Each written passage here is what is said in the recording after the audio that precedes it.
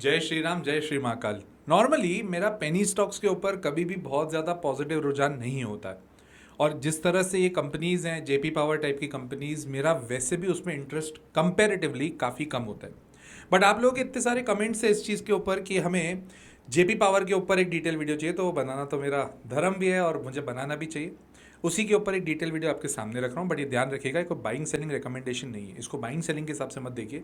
इसको समझिए कि कंपनी क्या कर रही है, और अगर रिवाइव हो सकती है कंपनी तो उसके क्या चांसेस हैं और क्यों होगी रिवाइव। राइट। सो आप जैसा ही जानते हैं कि जब मैं इस तरह के कोई वीडियो बनाता हूँ तो उसको कुछ चैप्टर्स में डिवाइड करता हूँ फॉर बेटर अंडरस्टैंडिंग। इसको मैंने 4 चैप्टर्स में डिवाइड किया है।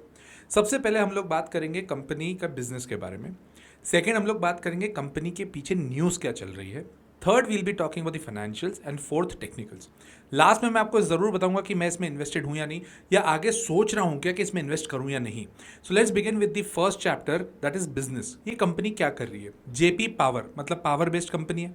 पावर में नॉर्मली आदमी क्या करेगा, पावर बनाएगा। अब इनके पास में एज ऑफ नाउ 400 मेगावाट्स का एक कैपेसिटी है जो उत्तराखंड में है हाइड्रो इलेक्ट्रिसिटी का। They are doing fabulously well, इसमें डाउट मत रखिएगा। बट पॉइंट ये है, ये कंपनी की फाइनेंशियल्स बहुत गड़बड़ हो चुके हैं। अब क्योंकि कंपनी काम तो कर ही रही है, इनके कुछ ऑलरेडी प्रोजेक्ट्स ऐसे थे जो गवर्नमेंट की तरफ से धराशायी हो गए हैं, क्योंकि बैंक्रप्सी का भी एक प्रॉब्लम इनके साथ बीच में हुआ था, काफ़ी टाइम पहले की बात है। But let's come back. 500 megawatts का इनका बीना में, मध्य प्रदेश में थर्मल पावर स्टेशन है, मतलब वहां पे भी ये 500 मेगावाट्स वहां पे बना रहे हैं। 1320 मेगावाट्स निगरी में इनके पास, एक सिंगरौली में, वहां पर भी इनका एक सेटअप है। तो टोटल मिला के अभी की तरह इनकी बात करें तो 2220 मेगावाट्स की इनके पास में कैपेसिटी है। मैं अभी बात कर रहा हूँ स्पेसिफिकली हाइड्रो और थर्मल की। ये कोल का भी एक्सट्रैक्शन का काम करते हैं, जिसके पास इनका 3.92 मिलियन टन्स का इनका अमेलिया करके जगह है, वहां पे इनका सेटअप है। और 1.5 मिलियन टन्स की अलग जगह इनकी है जो है बीना में, जो खुद के लिए ही इन्होंने सेटअप बना के रखा है। इफेक्टिवली अभी ये सीमेंट में ये लोग कैपेक्स करना चाह रहे हैं, 1500 करोड़ के करीब करीब इन्होंने सोचा है। तो देखा जाए तो देखो, कंपनी की हालत बीच में तो काफ़ी धराशायी हो गई थी, हालत खराब थी। तो क्या ये रिवाइव कर सकती है क्या कंपनी। पेनी स्टॉक है, ऑपरेटर ड्रिवन है, आपके हाथ में नहीं होगा ये कंपनी, ये मैं आपको क्लियरली बता देता हूं, क्योंकि इसकी बाकी सब चीज़ें भी हमें देखना ज़रूरी है। Let's come to the second chapter, that is news. But आगे बढ़ने से पहले एक चीज़ समझ लीजिए, अगर आपको इस तरह से इनडेप्थ एनालिसिस सीखना है और आपको समझना है कि हम किस तरह से अपने पोर्टफोलियो को बढ़ाएं और अच्छे लेवल पर लेके जाएं, तो मेरा खुद का कोर्स है द लॉजिकल इन्वेस्टर, जिसकी अभी बैच चालू होने वाली है। नेक्स्ट वीक से वो बैच चालू हो जाएगी। अगर आप लिटरली ईमानदारी से पढ़ना चाहते हैं, समझना चाहते हैं, अपने पोर्टफोलियो को आगे बढ़ाना चाहते हैं, तो ये कोर्स आपके लिए है। ट्रेडिंग के लिए अगर आप करना चाहते हैं तो ये कोर्स आपके लिए नहीं है। ट्रेडिंग मतलब मैं शॉर्ट टर्म ट्रेडिंग की बात कर रहा हूँ, इंट्राडे की बात कर रहा हूँ, ये सब मैं नहीं सिखाता। क्रिप्टो करेंसी को कैसे ट्रेड करते हैं वो नहीं सिखाया जाएगा। फ्यूचर एंड ऑप्शंस में कैसे पैसे बर्बाद होते हैं वो नहीं सिखाया जाएगा। सिमिलरली मेरा एक ही फंडा है कि आपका पैसा बढ़ना चाहिए, हार्ड अर्नड मनी है, रात को नींद अच्छी आनी चाहिए और लंबे समय तक हम पैसा अच्छा खासा बनाएं, वही फंडामेंटल पे कोर्स है। The course name is the logical investor. Screen पर आपको नंबर दिख रहा होगा, आप इस पर कॉल करिए या व्हाट्सएप करिए, आपको डिटेल सारी मिल जाएगी। नेक्स्ट चैप्टर की बात करते हैं, दैट इज न्यूज़। 300 करोड़ का ये सोलर प्रोजेक्ट का इनका प्रपोजल पास हुआ है, वो भी बीना में। ये बीना मतलब एक मध्य प्रदेश में एक जगह है, वहां पर ये अच्छा खासा काम कर रहे हैं, जिसमें 50 megawatt solar PV power plant ही लगाएंगे।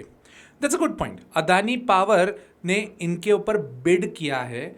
इंसॉल्वेंसी, मैंने आपको बताया ना कुछ टाइम पहले से इनका इंसॉल्वेंसी का प्रॉब्लम चल रहा है, तो Adani power is the lowest bidder, मतलब अदानी पावर के चांसेस हैं, मैं ये नहीं कह रहा हूं कि हो ही जाएगा, चांसेस हैं कि अदानी पावर इनको टेक ओवर करेगी, क्योंकि इनकी बिड अभी तक तो अच्छी गई है। पॉइंट ये है, इसको प्लीज ध्यान से समझिएगा, ये इस तरह की खबरें ना पेनी स्टॉक्स के लिए बहुत बार आई है। बीच में आपने एक फ्यूचर कंज्यूमर नाम का एक शेयर सुना होगा, उसके लिए खबर आई थी कि रिलायंस खरीद रहा है। वो शेयर बेमतलब अपर सर्किट बनाते गया, बट हुआ कुछ नहीं। तो प्लीज़ आपको इन सब चीज़ों से थोड़ा सतर्क रहना है। न्यूज़ तो अभी ये जो है बिड वाली न्यूज़ तो काफ़ी कारगर है, काफ़ी श्योरिटी लेवल पर लेके जा रही है, बट 100% श्योरिटी अभी नहीं है, ठीक है ना। तो ये न्यूज़ है जो कि इसके लिए पॉजिटिव मानी जा रही है, जो कि है भी सी। Let's come to the third chapter, that is financials. Price earning ratio अभी भी इसका 17 है, जबकि इंडस्ट्री का 31 है, तो अभी वैल्यूएशन अच्छे हैं, इसको ध्यान से देखिएगा।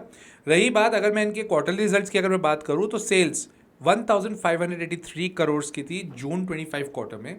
अगर मैं इसको जून 24 क्वार्टर से कंपेयर करूँ तो तब 1755 करोड़ थी, मतलब गिरी है। 10% से अगर आपका रेवेन्यू गिरता है तो it's not a positive sign, ठीक है। इसलिए मैंने आपको ना बहुत बहुत ट्रिकी होता है, किसी भी पेनी स्टॉक को पकड़ना बहुत ट्रिकी रहता है। ऑपरेटिंग मार्जिन की बात करें तो पहले 790 करोड़ था, जो अब गिर के 601 करोड़ हो गया। ये एक और नेगेटिव पॉइंट है कि पिछले साल ये अगर 100 रुपये की सेल्स कर रहे थे तो 45 रुपीज़ का इनका ऑपरेटिंग मार्जिन था, जो इस साल 100 रुपये के सेल्स पर इनका 38% ऑपरेटिंग मार्जिन है। Not a good sign. रही बात 349 करोड़ का प्रॉफिट आफ्टर टैक्स है, जो गिर के हो गया है 278 करोड़, तो again that is not a good sign. अब फिर आप बोलोगे सर 3 दिन से बढ़ रहा है बढ़ रहा है बढ़ रहा है, अरे वो अदानी पावर वाली खबर पे बढ़ रहा है। अगर आपको ऐसा रिस्क लेना है तो दैट इज़ योर कॉल। मेरे को इस तरह के कहीं पे मेरे को ऐसी कंपनीज बिल्कुल समझ नहीं आती है, मैं बिल्कुल भी इंटरेस्टेड नहीं होता हूँ, भले वो मल्टी बैगर हो जाए, बट मुझे इसमें रिस्क ज़्यादा लगता है। इफेक्टिवली क्या मैं पेनी स्टॉक में पैसे डालता हूँ? हाँ, डालता हूँ ना। ऐसा नहीं कि मैं पेनी स्टॉक में पैसे नहीं डालता हूँ, बट अगर सपोज मेरे पास 100 रुपये इन्वेस्ट करने के लिए तो मैं 2 रुपये डालता हूँ। 2%, maximum 3% of my portfolio will go in penny stock, उससे ज़्यादा नहीं, ठीक है। मेरे को वैल्यू इन्वेस्टिंग समझ में आती है। डेट इक्विटी रेशियो की अगर बात करूँ तो 2019 में इनके पास डेट था 23,200 करोड़ का, जो अभी नियर टू डेट फ्री है, नियर टू, ठीक है। इफेक्टिवली वहीं से इनको एक बहुत बड़ा बूस्ट भी मिला है, ठीक है, जिसके कारण जेपी पावर चल रहा है। रही बात अभी प्रमोटर की 24% है, तो 25% से कम है, तो that is not a positive sign. FII 6% पे है, DII 17% पे है, और अभी भी 52% है किसके पास में? पब्लिक के पास में। तो फाइनेंशियल्स की हालत ख़राब है, इसलिए तो वो पेनी स्टॉक है। Let's come to the fourth chapter, that is technicals. 17 रुपये का सपोर्ट है, देखो बहुत सिंपल सी बात है, और जब तक 24 के ऊपर नहीं जाएगा तब तक बहुत ज़्यादा तेज़ी एक्सपेक्ट नहीं कर सकते।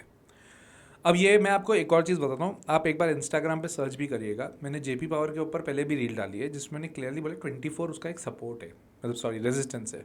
वो रेजिस्टेंस को क्रॉस जब तक नहीं करेगा तब तक बहुत ज़्यादा उसमें ग्रोथ नहीं आएगी, और इनफैक्ट वो 24 को क्रॉस करके क्लोजिंग नहीं दी 24 के ऊपर, वहाँ से पलटा भी है। तो लेवल्स तो देखो काम आते हैं, टेक्निकल्स तो काम आते हैं, फंडामेंटल और टेक्निकल्स दोनों काम आते हैं जब आप एनालिसिस करते हो, तो वो करने के लिए पढ़ना पड़ता है यार, राइट। सो अगर आपको मेरा कंटेंट अच्छा लगता है तो लाइक कर दो वीडियो, सब्सक्राइब कर दो चैनल, और शेयर करना अपने दोस्तों के साथ कमेंट करके बताना, और कौन सी कंपनी पर डिटेल वीडियो चाहिए मैं ज़रूर बनाऊंगा, जैसे ये भी बनाया। क्योंकि देखो पेनी स्टॉक्स के ऊपर यूजुअली मैं वीडियो नहीं बनाता हूँ, बट आप लोगों का इतना कमेंट्स है तो मैंने ये बनाना ज़रूरी है, राइट। हाँ, मैं इसमें इन्वेस्टेड नहीं हूँ, ना मैं इन्वेस्ट करने की सोच रहा हूँ, ठीक है, ये बताना भी मेरा फ़र्ज़ था। टिल देन, जय श्री राम, जय श्री महाकाल।